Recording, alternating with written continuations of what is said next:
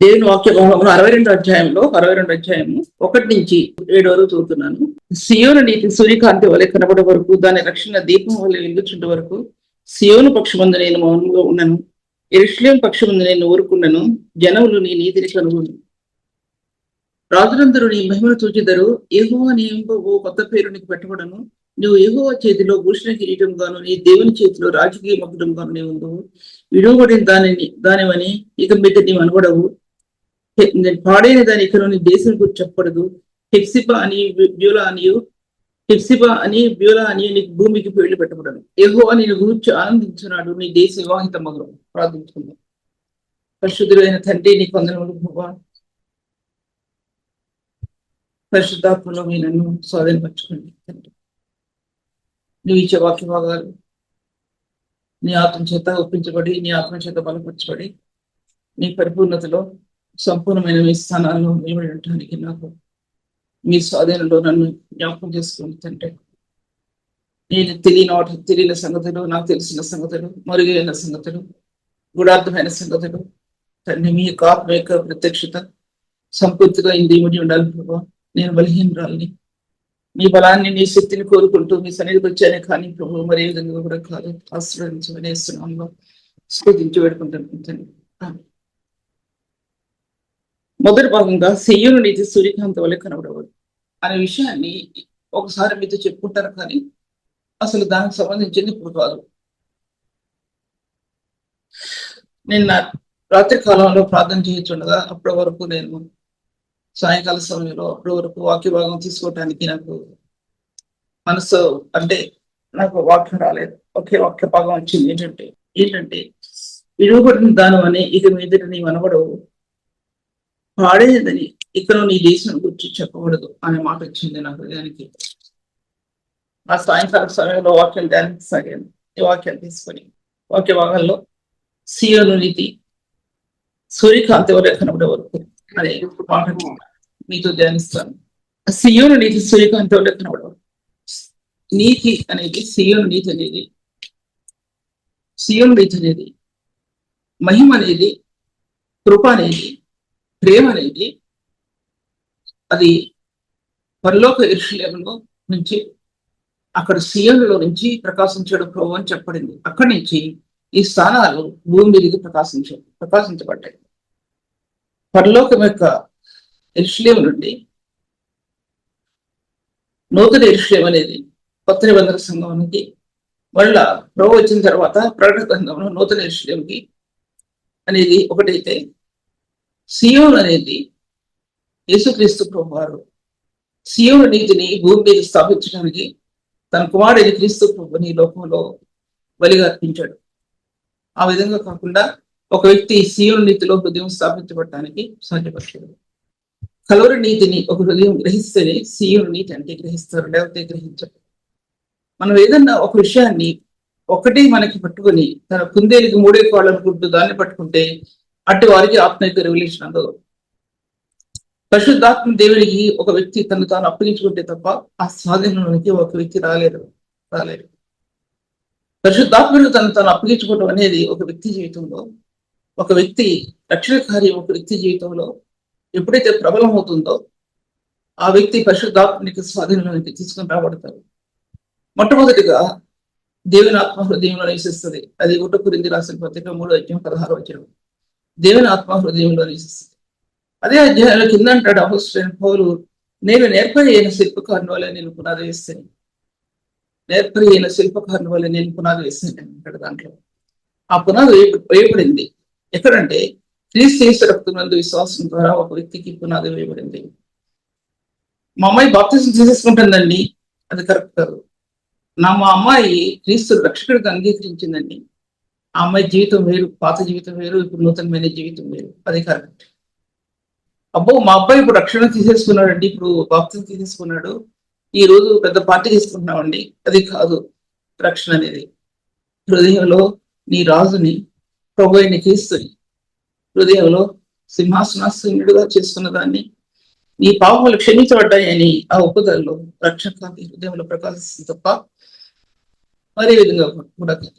బాప్తిస్మ అనేది దానికి ప్రతిఫలంగా బాప్తిస్మ అనేది అది సాక్ష్యంగా దేవుని నీతిని నెరవేర్చిందిగా క్రీస్తు పునరుత్థానంలో ఏకమైన అనుభవంతో అది రోమీయులకు రాసిన పత్రిక 6వ అధ్యాయంలో మీరందరూ సేవకులు కాబట్టి నేను చెప్పే విషయాలు గ్రహించుకోవాలి హృదయంలో.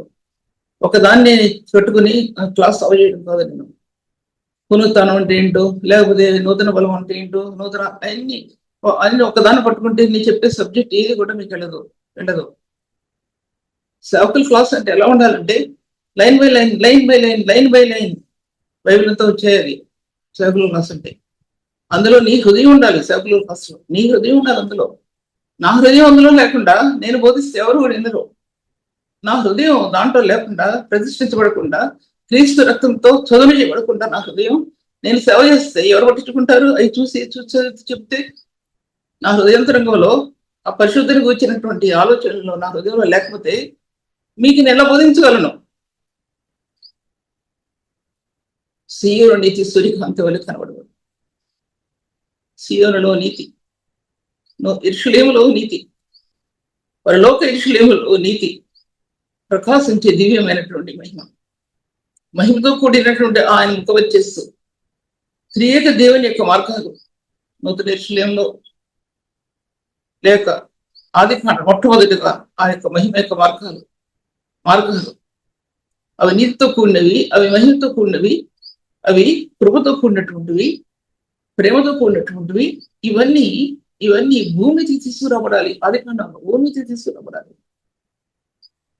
భూమికి తీసుకురాబడాలంటే పరలోకంలో ఉన్నటువంటి ఆ కార్యాలు మనం చూడలేవి. ఈ భూమికి తీసుకురాబడాలనే దానికి మొట్టమొదటి సింబల్ ఏంటంటే ఆకాశం నుంచి భూమికి వెలుగుదయించింది. అది సింబల్, గుర్తు. ఏం గుర్తుంటే ఆ గుర్తులో ఇన్ని సత్యాలు దాచిపెట్టబడి ఉన్నాయి. అప్పుడు ఆదిమకాల ప్రవక్తలకి అది తెలియపరచబడిందో లేదో నాకు తెలియదు, కానీ ఇప్పటి నూతన కాలం ప్రవక్తలకు తెలియపరచబడిందో లేదో కానీ మరి నా ఆత్మగురువు బయలుపరిచిన విషయాలు మాత్రం మీతో మాట్లాడతాను. వాళ్ళెవరికి బయలుపరచబడలేదు, నాకు బయలుపరచబడింది అనే విషయం కాదు. అది కాదు నేను మాట్లాడేది. నా ఆత్మకి రివీల్ చేసిన సత్యాలు మీ మధ్యలో నేను మాట్లాడాలంతే. అదంతే. అందులో ఆ వెలుగు పరలోకం యొక్క మహిమలో దేవుని సింహాసనం ఎదురు నుండి వచ్చిన ఆ వెలుగులో అందులో నీతి కణాలు, పరిశుద్ధమైన కణాలు, మహిమాయుక్తమైన కణాలు. ఈ విషయం ఇప్పుడు ఎక్కడ చెప్పలేదు, నేను ఫస్ట్ టైం మీతో మాట్లాడుతున్నాను. మహిమాయుక్తమైన కణాలు అందులో దాచిపెట్టబడి ఆ వెలుగులో. భూమంతా తిరగలాడిందండి. వెలుగు జ్వాలలో భూమంతా, గోడ అంతా తిరగలాడింది. ఎందుకంటే మానవ హృదయంలో క్రీస్తు రానే ఉన్నాడు. మానవ హృదయంలోనికి తన కుమారుడైన క్రీస్తు రానే ఉన్నాడు. ఆ సత్యం, ఆ వెలుగు కణాలు భూమి అంతటా, ప్రపంచం అంతటా కూడా తిరుగులాడుతూ వచ్చి చీకటిలు వలయాలు, చీకటి లోయలు తరిమితే చీకటి చేతికి అంటుకుంటది. అటువంటి చీకటిలో, ఆ వలయాల్లో ఆ మహిమాయుక్తమైన వెలుగు భూమికి దిగి వచ్చిందండి. అపోస్తుడైన పౌలు 2 కొరింథీ రాసిన పత్రిక 4వ అధ్యాయంలో ఆయన కనుక రాయకపోతే, ఆ సత్యం రాయకపోతే మనకు తెలిసేది కాదు. ఆయన రాసినటువంటి ఆ సత్యం పరిశుద్ధాత్మ పొందించడే దేవుని రక్తం చేత, క్రీస్తు యేసు రక్తం సంధించబడిన వాడే తన పాప ఉపదల్లో తన హృదయాంతరంగంలో ఆ మహిమ కణాలని తెరిచిస్తాడండి. కొన్ని వేల సంవత్సరాలకు ముందు ఆకాశం నుండి ప్రకాశించినటువంటి, పరలోక మహిమ నుండి ప్రకాశించిన ఆ వెలుగులోనికి తన అంతర్యం వెళ్ళిపోయిందని లోపలికి. నేటి పరిశుద్ధుల్లో క్రీస్తు రక్తం చేత కడుగుబడిన హృదయంలో ఈ యొక్క రెవల్యూషన్ అనే మార్గాల్లోనికి ఆత్మ వెళ్ళటం లేదంటే అర్థం ఏంటంటే ఇంకా ఈ లోకంలో పాపం అనే కోపంలో, పాపం అనే వాంఛల్లో, పాపం అనే స్థానాల్లో హృదయం నొక్కి పట్టుకుంటూ దాన్ని విడిచిపెట్టుకోకుండా వెళ్ళిపోతున్నారండి. విడిచిపెట్టుకోకుండా సేవా జీవితాన్ని సాగలేరు. సేవా జీవితంలో క్రీస్తు యేసు రహస్యమైన స్థానాలు, పరిశుద్ధమైన స్థానాలు వివరించడం వారి వల్ల కాదు, నా వల్ల కాదు, ఎవరి వల్ల కాదండి. పరిశుద్ధుడు అనబడిన వ్యక్తి క్రీస్తుకి తనకి మధ్యలో రాయబారి సేవకుడు అనబడిన వ్యక్తి, లేక పరిశుద్ధుడు అన్న వ్యక్తి అటు సంఘానికి క్రీస్తుకి మధ్య రాయబారి. ఈ రాయబారి అనే దాంట్లో ఆ వ్యక్తి నీతిని కలిగి ఉండాలి, పరిశుద్ధతను కలిగి ఉండాలి, దేవుని యొక్క మహిమ చేత ప్రకాశించబడిన అనుభవం కలిగి ఉండాలి, తర్వాత కృపతో నింపడిన వాడే ఉండాలి. ఇన్ని చెప్తే దీంతో అయిపోద్ది. ఈ 4 మాటలతో అయిపోద్ది క్లాస్. అలా నింపడిన వారై ఉండాలి.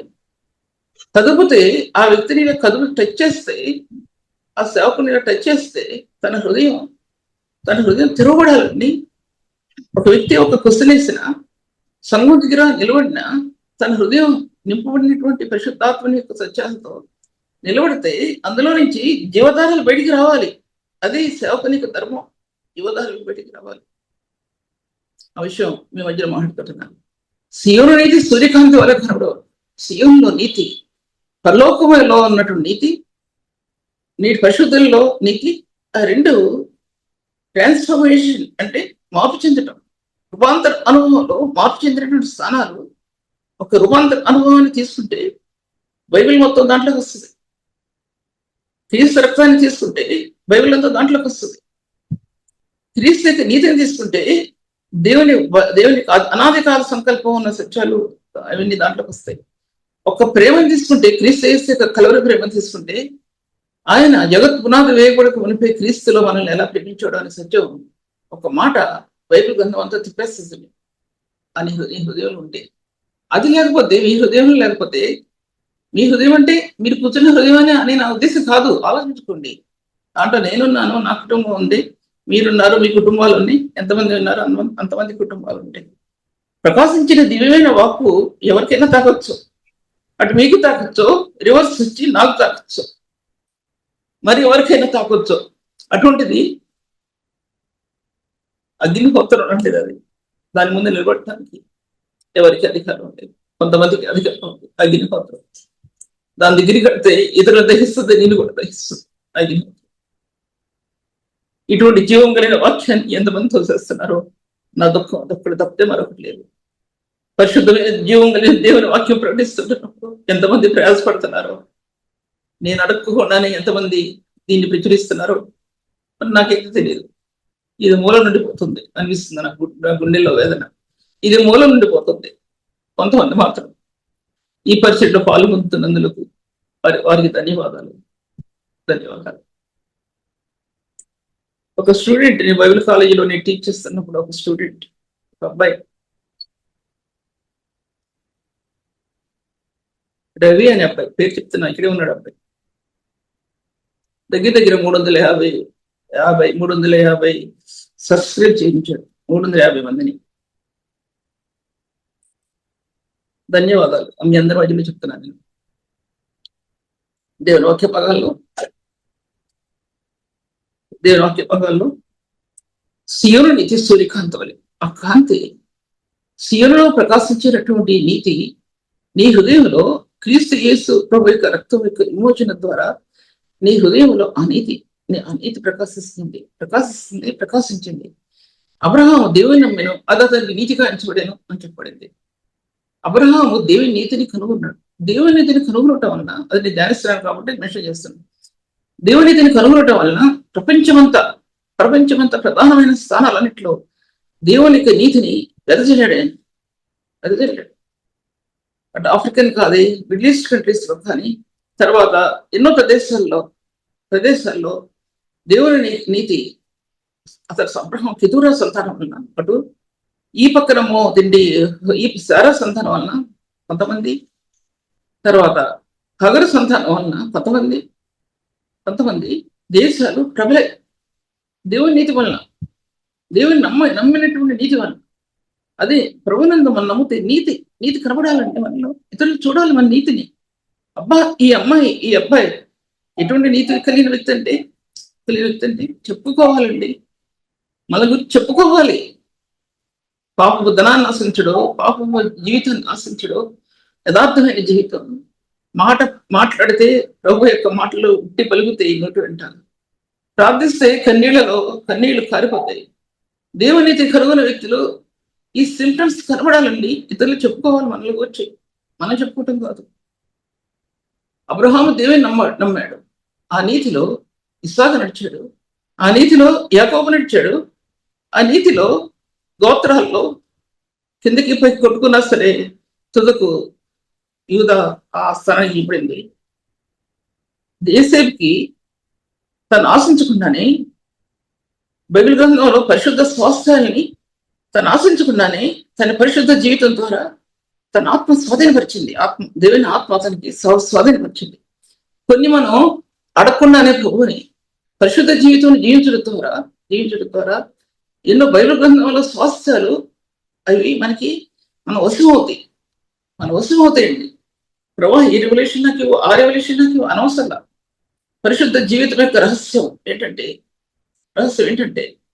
అది చాలా ప్రాముఖ్యమైనటువంటిది. పరిశుద్ధ జీవితం యొక్క రహస్యం, పరిశుద్ధ జీవితం యొక్క రహస్యం సియోను నీతిలో ప్రకాశించే ప్రభు ద్వారా, పరిశుద్ధమైన నీతి ద్వారా, ప్రకాశమయమైన నీతి ద్వారా నీ స్వాస్థ్యం మీద ప్రభు నీ స్వాస్థ్యం మీద మైమార్పు తొలగబడుతుంది.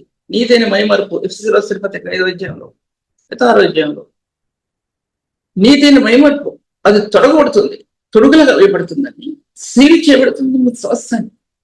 ఆ స్వాస్థ్యం ఈ లోక సంబంధించింది కాదు, బైబిల్కు సంబంధించింది, నీ ఆత్మకు సంబంధించింది. పరిశుద్ధాత్మ దేవుడు నీ ఆత్మకు అనుగ్రహించిన స్వాస్థ్యం అది.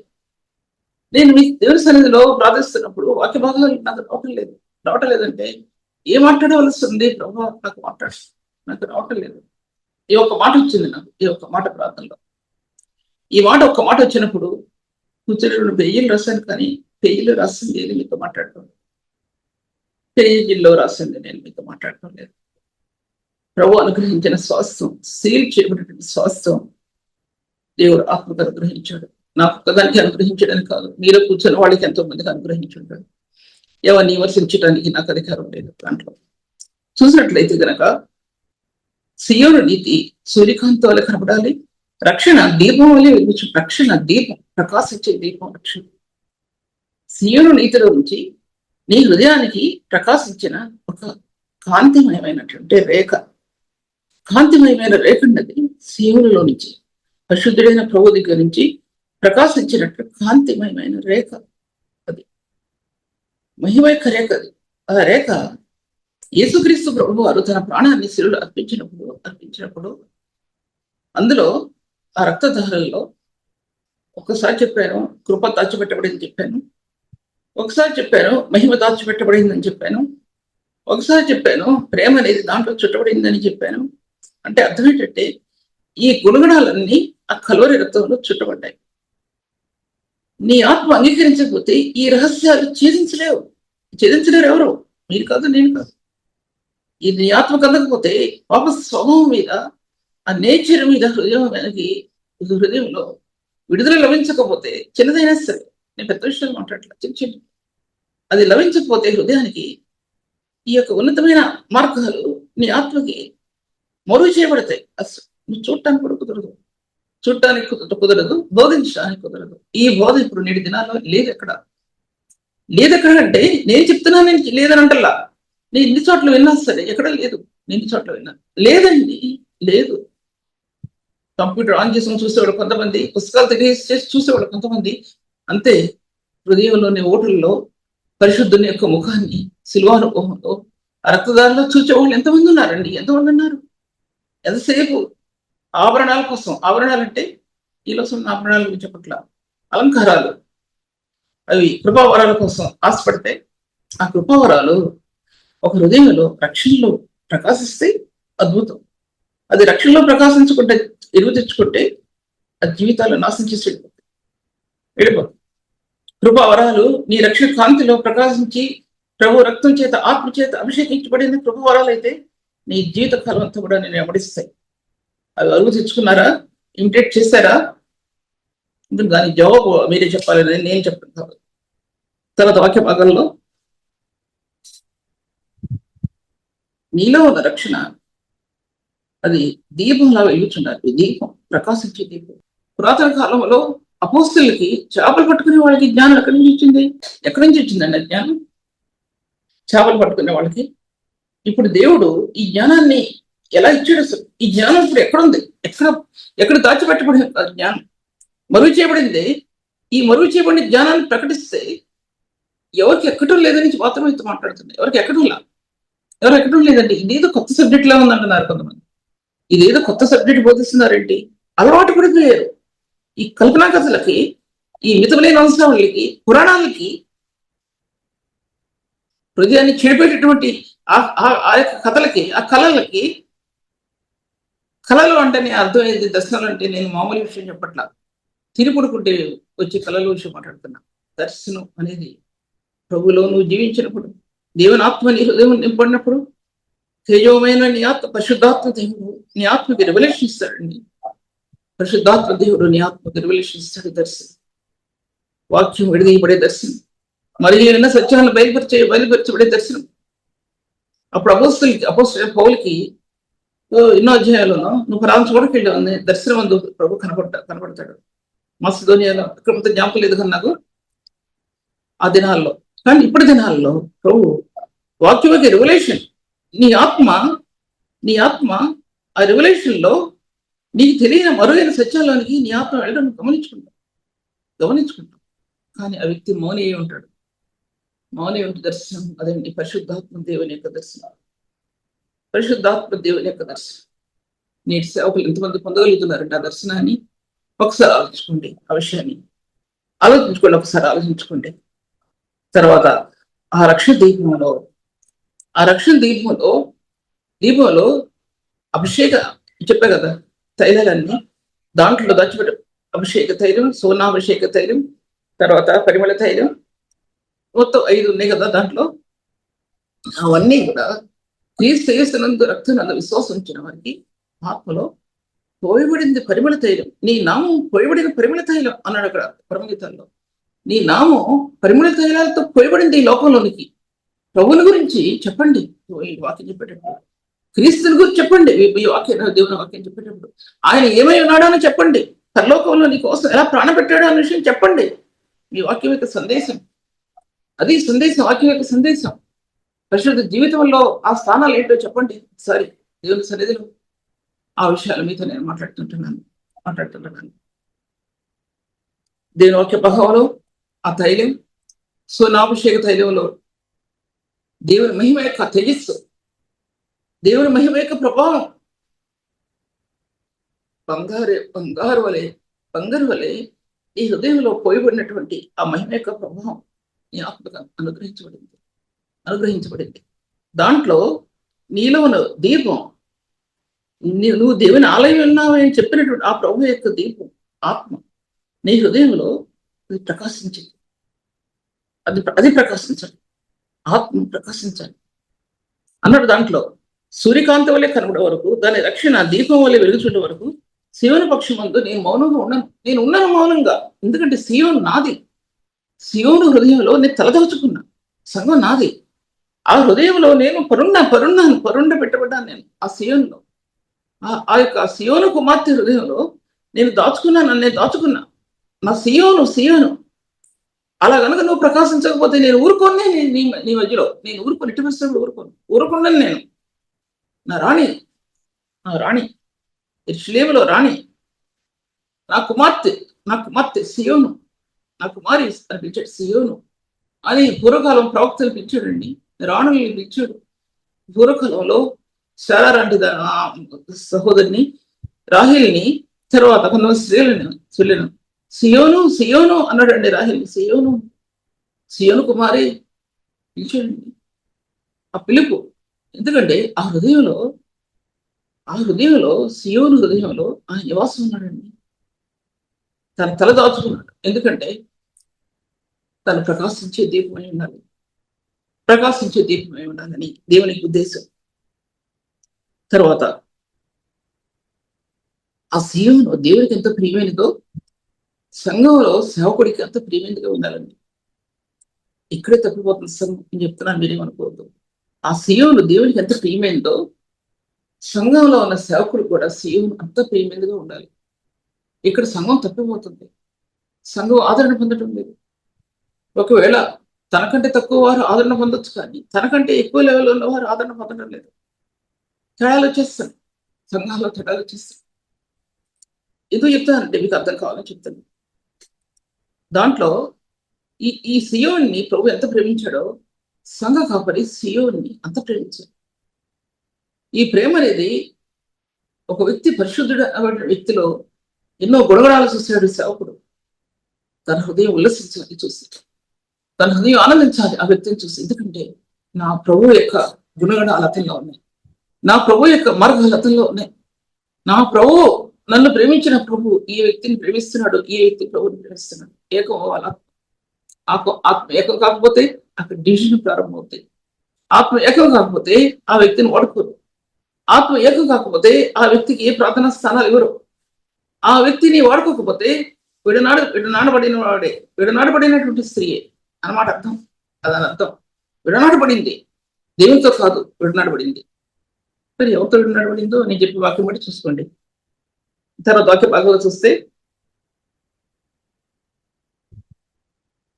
సంఘములో నీతి అనేది, రక్షణ అనేది చాలా ప్రకాశించే దివ్యమానమైనటువంటి కాంతి. రెండు, రక్షణ అనేది దీన్ని బట్టి మన సంఘాన్ని ఇతరులు గ్రహిస్తారు.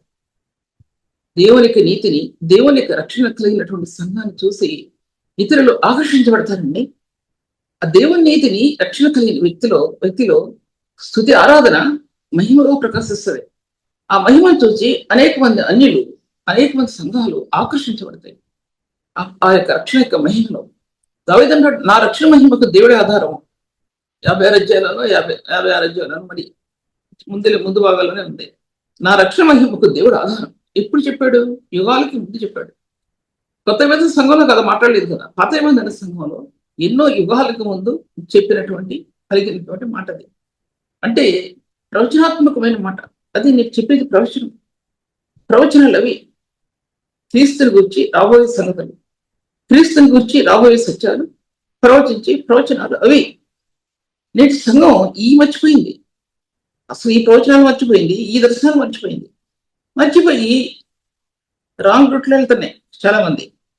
ఏ రాంగ్ రూట్లో వెళ్తున్నాయి అంటే, చెప్పాలని సత్యం, చెప్పకపోతే ఎందుకు నేను ఇక్కడ కూర్చుంటే కళ, నడుస్తే కళ, పడుకుంటే కళ. కళ్ళలో దేవుడు అనబడినవాడు ఆ విధంగా ఆయన కనపరచబడలేదు. క్రీస్తు అనబడినటువంటి దైవిక కుమారుడు ఆ విధంగా ఆయన కనపరచబడలేదు. ఆయన పరిశుద్ధాత్మ దేవుడు పంపించాడు. పరలోకానికి వెళ్ళి భూమి మీద దిగి వచ్చింది. పరిశుద్ధాత్మ దేవుడు దిగొచ్చాడు. ఆయన దిగొచ్చి అపోస్తలుల కార్యాలు 2వ అధ్యాయంలో ఎంతో మంది క్రియలు, తర్వాత ఏ 3 మంది మనుషులు ఉన్నారు కదా. ఎన్నో జాతుల నుంచి, ఎన్నో దేశాల నుంచి వచ్చిన మనుషులు ఉన్నారు. వారు తమ స్వభాషతో మాట్లాడుతుండడం విన్నారు. వాళ్ళు ఇతరులు తమ స్వభాష. నేను ఉన్నాను, ఒకవేళ ఉన్నాను అనుకోండి, నేనేం మాట్లాడతాను. నా తల్లి భాష తెలుగు అయితే తెలుగు మాట్లాడతాను, నా తల్లి భాష ఉర్దూ అయితే ఉర్దూ మాట్లాడతా. అప్పుడు నాకు తెలియదు అనుకోండి, అది మాట్లాడతాను నేను. స్వకీయమైనటువంటి భాషలతో మాట్లాడారు వాళ్ళు. స్ప్రెడ్ అయిపోయింది. అగ్ని జ్వాలలుగా పరిశుద్ధాత్మ దేవుడు భూమి దిగొచ్చాడు. ఆయన మొట్టమొదటిసారి మొట్టమొదటికి అజ్ఞాలతో దిగడు, మొట్టమొదటిసారి దిగొచ్చాడు ఆయన. యేసుక్రీస్తు ప్రభు యొక్క పుట్టుక ఈ లోకంలో ఒకసారి, ఆయన మరణం ఒకసారి, పునరుత్థానం ఒకసారి పరిశుద్ధాత్మ దేవుడు భూమి దిగి రావడం అనేది ఒకసారి అండి. అది ఆత్మలో ఒక ఉన్నతమైన విలువను తీసుకొచ్చిందండి. పరిశుద్ధాత్మ దేవుని యొక్క స్పర్శ. అప్పటి వరకు భూమి మీద పరిశుద్ధాత్మ దేవుని యొక్క స్పర్శ లేదు. భూమి మీద లేదు పరిశుద్ధాత్మ యొక్క స్పర్శ. అప్పుడు ఎంతో మంది భాషలతో మాట్లాడారు, కొత్త భాషలతో మాట్లాడారు. కానీ బైబిల్ గ్రంథం అభివృద్ధి అయ్యే కొలది, నూతన నిబంధనలో బైబిల్ ప్రత్యేకపరచబడే కొలది, బైబిల్ పూర్తి అయ్యే కొలది రాస్తాడాయన 1 కొరింథీ 11వ అధ్యాయంలో దేవదూతల భాషలోనే, మనుషుల భాషల్లోనే మాట్లాడినప్పటికీ కూడా ప్రేమ లేని వాడనైతే నేను వింటాను. ప్రేమ లేని వాడు. ఈ కలవరి ప్రేమ, ఈ భాషల మధ్యలో, ఈ జ్ఞానానికి మధ్యలో, ఈ యొక్క అనేకమైన అభిషేకాలకి మధ్యలో ఈ కలవరి ప్రేమ అల్లాడిందండి. రక్తంతో ఘోషించింది. నేటి పరిశుద్ధుల హృదయంలో పాపైన మానవ హృదయంలో ఘోషించింది అయితే ఒకటైతే, పరిశుద్ధుల హృదయంలో ఈ రక్తం ఘోషించిందండి. వేదన పడింది పరిశుద్ధుల మధ్యలో. పాపైన మానవ హృదయంలో వాళ్ళు నీతి పొందులుగా తీర్చడానికి ఎంత వేదన పడిందో, పరిశుద్ధులైన వ్యక్తుల్ని అతి పరిశుద్ధమైన స్థానం నిలబెట్టడానికి ఈ పరిశుద్ధుని రక్తం వేదన పడిందండి. ఎంతసేపు ఈ యొక్క తలాంతులు చూసుకొని మురిసిపోతారా? క్రీస్తు యొక్క ప్రేమ యొక్క రహస్యం, నీ ఆత్మ ఏకమైన జీవితాలు ఉన్నాయా? ఒకసారన్నా ఉన్నాయా? అప్పుడు అనుకుంటాడు ఆ వ్యక్తి, నా ప్రభు ప్రేమకు మించిన ప్రేమ మరొకటి లేదు. అప్పుడు నీకు దర్శనాలు కలకుండానే, దర్శనాలు చూడకుండానే నీ ఆత్మ పరిశుద్ధాత్మలో ఏకమై ఆ సత్యాలు నీ ఆత్మ వివరించబడుతున్నప్పుడు వాటి మీద లక్ష్యం ఉంచుతారు. వీటి మీద లక్ష్యం ఉంచి ప్రభు ప్రేమలో ఐక్యతలో అతి పరిశుద్ధమైన స్థానంలో నిలబడటానికి నీ ఆత్మ నేను ప్రేరేపిస్తాను సత్యం ఒకసారి జ్ఞాపకం చేసుకోవాలి. ఒక వ్యక్తిని మనం అంచనా వేస్తాం, ఇష్టం వచ్చినట్టు అంచనా వేస్తామండి. వారి ఉద్దేశాల ప్రకారం అంచనా వేస్తాం, వారి హృదయాలు బట్టి అంచనా వేస్తాం, వారి పాపాన్ని బట్టి అంచనా వేస్తాం, వారి హృదయ అంత క్రియలను బట్టి అంచనా వేస్తాం. చాలా నేరం, అది చాలా నేరం. ఆ నేరంలో నువ్వు పాలుభాగస్తుడు అయ్యావా, నీ ఉన్న స్థానాలు కూడా పోగొట్టుకుని భ్రష్టుడు అయిపోతావు. ఎంతమంది చూశాను ఇతరుల గురించి ఇష్టం మాట్లాడతారు. కారణం ఏంటంటే వాళ్ళ హృదయం నీతితో నింపబడితే నీతిని గురించి మాట్లాడతారు, అపవిత్రతో నింపబడితే అపవిత్రతల గురించి మాట్లాడతారు. దాన్ని బట్టి వాళ్ళ హృదయం ఏంటో మనకు అర్థం అవుతుంది. పరిశుద్ధమైన స్థానాలు దేవుడు మనకి ఎన్నో ఇచ్చాడు. దేవుడు ఆ స్థానాల్లో ఆత్మ నిలబడి ఉందా అనే విషయం కూడా ఒకసారి యోచించుకోవాలి. తర్వాత రక్షణ దీపంలా ప్రకాశించాలండి. రక్షణ ప్రభు మనకిచ్చిన నీతిలో ఈ రక్షణ ప్రకాశించింది. అర్థమవుతుంది కదా. ఫస్ట్ నీతి గురించి చెప్పాను. ఈ నీతిలో రక్షణ ప్రకాశమానమైన దివ్యమానమైన ప్రకాశించి ఆ ఉన్నతమైన సత్యం రక్షణ ఈ నీతిలో ప్రకాశించింది. ఈ నీతి లేకపోతే ఈ రక్షణ దీపం ప్రకాశించదు. ఆ నీతి ఏంటంటే కలవర నీతి. ఆ నీతి నీ కోసం ప్రాణం పెట్టినటువంటి రక్తంలో ఆ నీతి కలవర నీతి. ఆ నీతి కోసం పాత నిబంధన భక్తులు తహతలాడారండి. ఆ నీతి కోసం క్రీస్తుని విశ్వాసం ఉంచిన వారికి నీతి అన్నాడు. అక్కడ దేవుని నమ్మిన అబ్రహాం అది నీతి అన్నాడు. రోమీయులకు రాసిన పత్రిక 4వ అధ్యాయంలో రాయబడింది నీతి. అబ్రహాం దేవుని నమ్మడది నీతిగా ఎంచబడింది. అబ్రహాం నడిచాడు అడుగుల్లో, విశ్వాసంలో అడుగులు నడిచాడు. ఆ అడుగుల్లో నీతి లభ్యమైంది. దేవుని యొక్క మహిమను చూచాడు. ఆ మహిమలో అబ్రహాము ప్రకాశమానమైన మహిమగల దేవుడు ప్రత్యక్షమై మెసొపొతేమియాలో ప్రత్యక్షమై ఆ మహిమగల దేవుడు అబ్రహాం ప్రత్యక్షమై అని రాబడింది. అనుకున్నాను, ఇంతకంటే నాకు ఏదే అవసరం లేదు. ఎప్పుడైనా విశ్వాసం అనుకున్నారా? ప్రభు మీకు ఇచ్చిన గంతను చూసుకుని నాకు దీనికంటే అవసరం ఏమీ లేదు అనుకున్న వారు ఎంతమంది అన్నారు? అది లేమి కావచ్చు, భర్త జీతం చాలకపోవచ్చు, పోషించబడటానికి కుటుంబం ఉన్నతమైన స్థానాల్లో నిలబడకపోవచ్చు, చేతిలో చిల్లి కావలేకపోవచ్చు. కానీ అనీతిని పట్టుకోండి. ఆ నీతిని పట్టుకుంటే వెంటాడక అనీతిని పట్టుకోండి అంటాడు అపోస్తలుడైన పౌలు ఫిలిప్పీ పత్రికలో. ధర్మశాస్త్ర మూలమైన నా నీతి కాక క్రీస్తునందు విశ్వాస మూలమైన నీతిని అంటాడు కదా. ఆ విశ్వాస మూలమైన నీతిని దాన్ని పట్టుకుంటే నిత్య జీవం లభిస్తుంది. ఒక పక్క ఆ నీతి ఉన్నతమైన స్థలాల్లో నిలబడుతుంది. ఉన్నతమైన స్థలాల్లో నిలబడినటువంటి ఆశీర్వాదం నీ ఆత్మకి ఇవ్వబడుతుందండి. మీలాగే నేను కూడా ఎన్నో కష్టాలు అనుభవించాం. మీలాగే నేను కూడా డబ్బు గురించి ఎన్నో కష్టాలు అనుభవించాం. పరిచయం చేయడానికి డబ్బు ఉండేది కాదు, పిల్లలు చదివించడానికి డబ్బు ఉండేది కాదు. నేను చెప్తున్నాను, డబ్బు ఉండేది కాదు. వాళ్ళు ఇంజనీర్స్ అయ్యి దేశాల్లో ఉన్నారంటే నా శక్తి కాదు. అది నేను ఊహించినటువంటి పనులు అవి. నేను ఎందుకంటే అంత డబ్బు ఎవరు కడతారు? అంత డబ్బు ఎవరు కడతారండి పంపించడానికి? నేను ఊహించలేదు, నా తలంపులో లేదు. కానీ దేవుడు అనుగ్రహించిన దానికి నేనేమిటో చేయలేను. ఆయన మట్టిలో నుంచి తీస్తాడండి, మహిమలో నుంచి తీస్తాడు. మహిమలో నుంచి తీసిన వ్యక్తిని మట్టిలో నుంచి కూడా తీస్తాడు. ఆర్థిక పరిస్థితులు ఏమైపోతాయో, కానీ యథార్థంగా నిలబడ్డావా సేవలో? నువ్వు సేవలు యథార్థంగా నిలబడకపోతే నీకు అప్పగించిన పని అంత కుట్టివేయబడుతుంది. విషయం జ్ఞాపకం చేసుకో. కుట్టివేయబడుతుంది నీ సేవ నువ్వు యథార్థంగా లేకపోతే.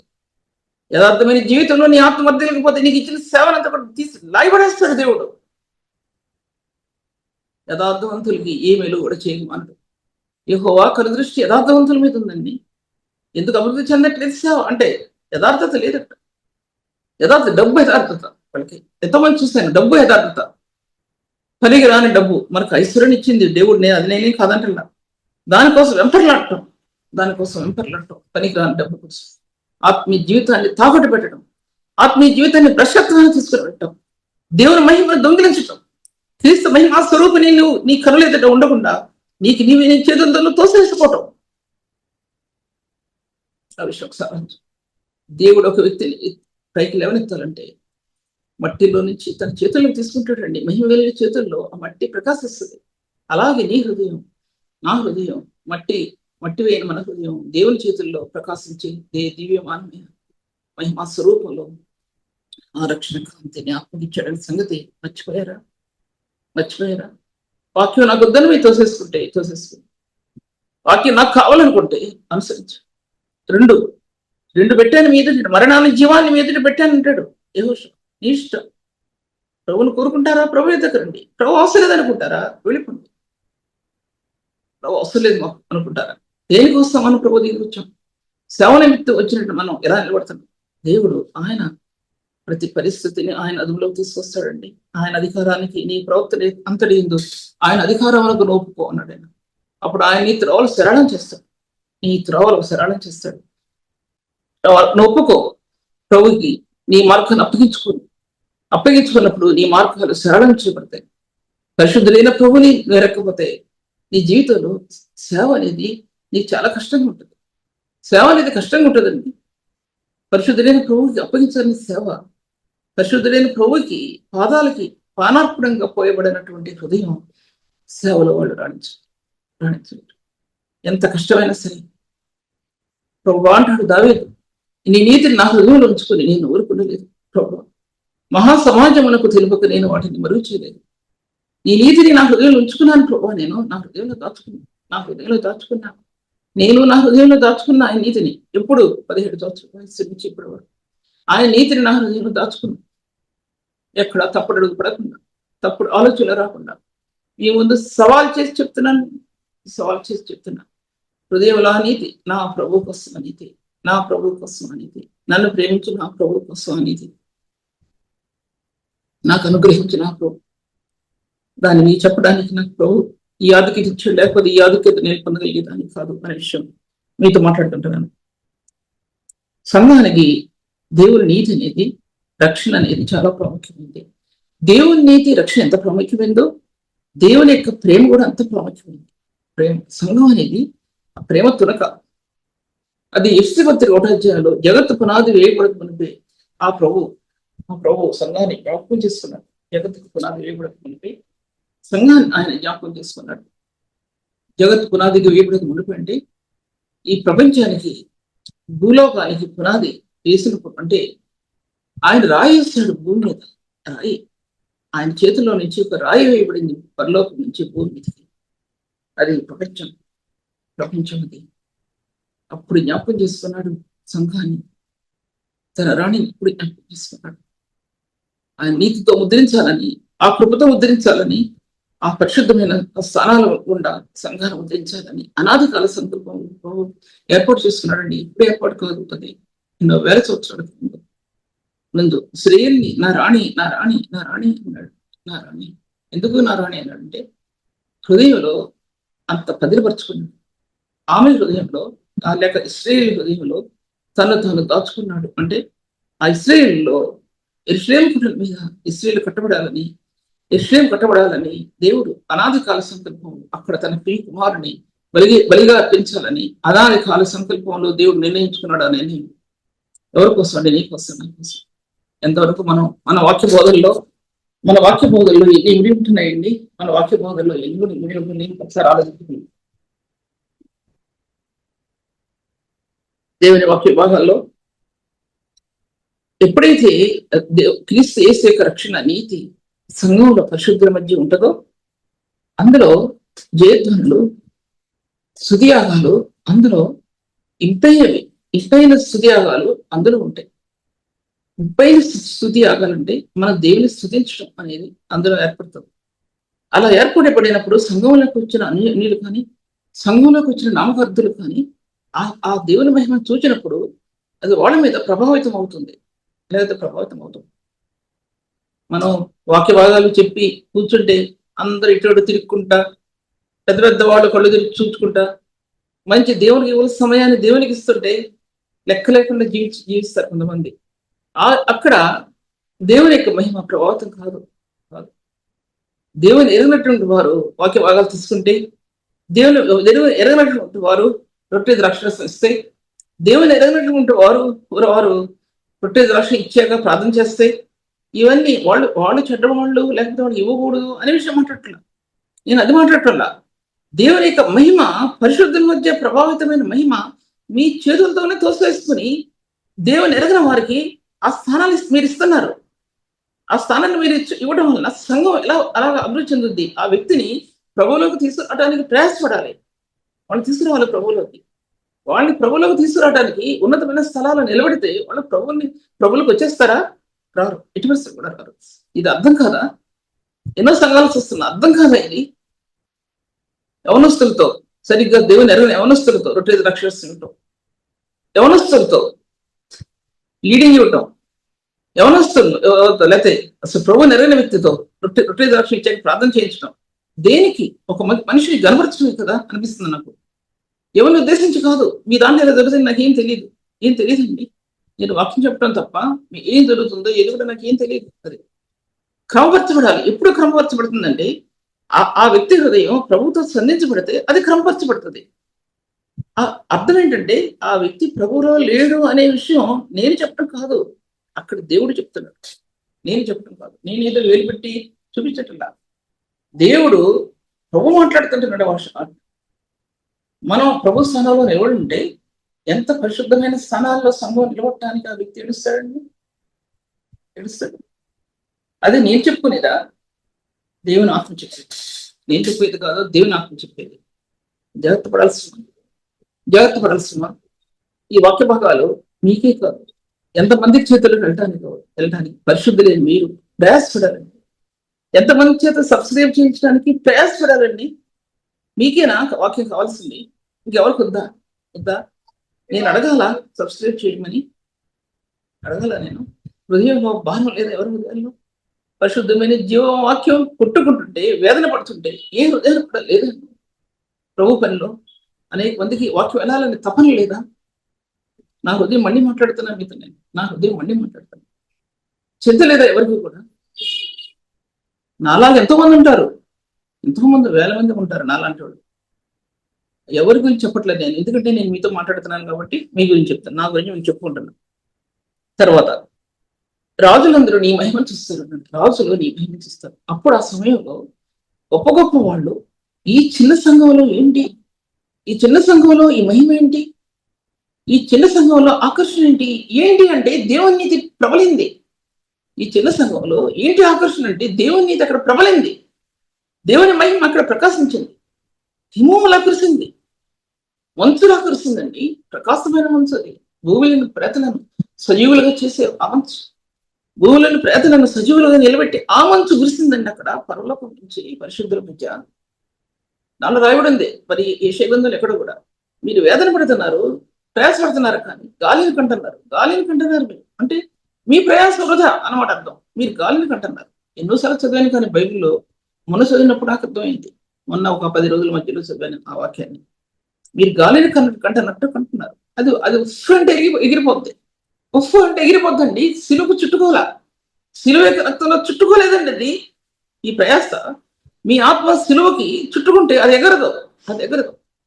సిలువ పరిశుద్ధని యొక్క పాదాలకి చుట్టుకుంటే నీ అంతరంగం అది ఎగరదు, ఉప్పొంగదు. నీ వేదన అక్కడి నుంచి రాకపోతే ఉట్టుట్టి వేదన, ఉట్టుట్టి కన్నీరు దేవుని సంఘాన్ని ఆశీర్వాదంగా తీసుకొస్తాని నేను చెప్పడం కాదండి, మీకు కూడా తెలుసు. నేను చెప్పేది కాదండి. దేవుని వాక్యం ఉన్నట్టుగా నేను చెప్పకపోతే దేవునికి నేను లెక్క పగించుకోవాలి. ప్రభు అనుగ్రహించిన వాక్యోపదేశాలు మీ మధ్యలో నేను ఇవ్వకపోతే నేను దేవునికి లెక్క పగించుకోవాలండి, లెక్క పెంచుకోవాలి. దేవుని చేతుల్లో నేను పట్టాను, నాకు చాలా భయం. దేవుని చేతిలో నేను పడలేను, నా ప్రభు కరుణాహస్తాలు కలిగిన దేవుడు, ఆ ప్రభు దీర్ఘశాంతి అయిన దేవుడు, కృపాసమృద్ధి కలిగిన దేవుడు, ఆ దేవుని ఎరిగిన నేను, ఆయన పక్షంగా నిలబడినటువంటి నేను నా జీవితాన్ని ప్రభువుకు అప్పగించుకున్నాను కనుక వాక్యాన్ని ఉన్నదన్నట్టు చెప్పగలటానికి ప్రభు నాకు అనుమతి ఇచ్చినందున మేము మధ్యలో మాట్లాడుతున్నాం. కానీ ఎవరి గురించి నాకు తెలియదు కనుక ఆయన సంఘంలో కృతజ్ఞతాస్తుతులు చెల్లించబడటం వలన అనేకుల మధ్యలో ఆయన మహిమ ప్రకటించబడుతుంది. వారు జనములలో నా మహిమను ప్రకటిస్తారు, వారి జనములలో నా కృపను ప్రకటిస్తారు. ఎలా ప్రకటిస్తారంటే ఈ స్తుతి యాగంలో, స్తుతి అర్పణలో ఈ మహిమ ప్రకటించబడుతుందండి. ఏ అర్పణ చేస్తున్నాం? ఏ స్తుతి అర్పణ చేస్తున్నాం అండి? హృదయంలో అన్ని లోతులు పెట్టుకుని, హృదయంలో అన్ని గోతులు పెట్టుకుని ఏ స్తుతి అర్పణ చేస్తున్నాం అండి? ఏ స్తుతి అర్పణ చేస్తున్నాం? ఇది విమర్శించడానికి కాదు కదా, ఒక ఆత్మను ఉజ్జీవింపచేయటానికి నేను మీతో ఉజ్జీవింపచేయటానికి మీతో మాట్లాడుతుంటున్నాను. నన్నేదో నేను కోరుకోవటానికి కాదు, నన్నేదో నేను కోరుకోవటానికి నాకు ఏమి లేవు, చెప్పడానికి ఏమి లేవు. ఒక్క ప్రభు తప్పితే నాకేమీ లేదు. ఆయన తప్పితే నాకేమీ లేదు. నేను చెప్తున్నాను, రాజులందరూ నీ మహిమ చూస్తారు. రాజులు నీ మహిమ చూస్తారు. మమ్మీ మీ అందరూ కలిసి మీ చిన్నోడు ఒకడు చదువులు కూడా అవ్వలేదు. మా విలేజ్కి వెళ్ళాం. మా విలేజ్ అంటే ఏలూరు దగ్గర ఉన్న విలేజ్కి వెళ్ళాం. అక్కడ తోట ఇల్లు ఉంది కాబట్టి. మమ్మీ అప్పుడు మా నాన్న చనిపోయారు మా నాన్నగారు. బైబిల్ తీసి అన్నారు, అమ్మ 54 అధ్యాయం చదువు యెషయా అన్నారు. చదువు అన్నారు. దాంట్లో రాజులు, దాంట్లో అన్ని వాక్యాలు చదివితే టైం అవుతుంది. రాజులు నీ చడ్డి పాలు త్రాగిదరు, రాజులు నీ పాదముల మీద పడేదరు.